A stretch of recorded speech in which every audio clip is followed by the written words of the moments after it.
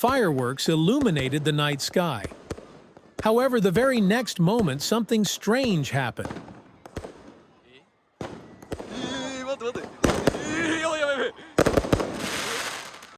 Fireworks were scattering near the ground, with white smoke rising from the tent.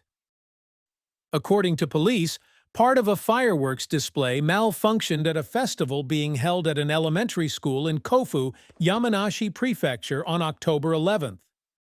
The fireworks fell towards some of the audience. 花火を見ていたらいきなりなんか変な方向に花火が飛んでって爆発起きましたね。痛そうにしてる人はいましたね。5 people sustained minor burns to their hands or feet, but none suffered life-threatening injuries. The launch site was reportedly 30 to 40 meters away from the spectators, and police are investigating the details of the situation.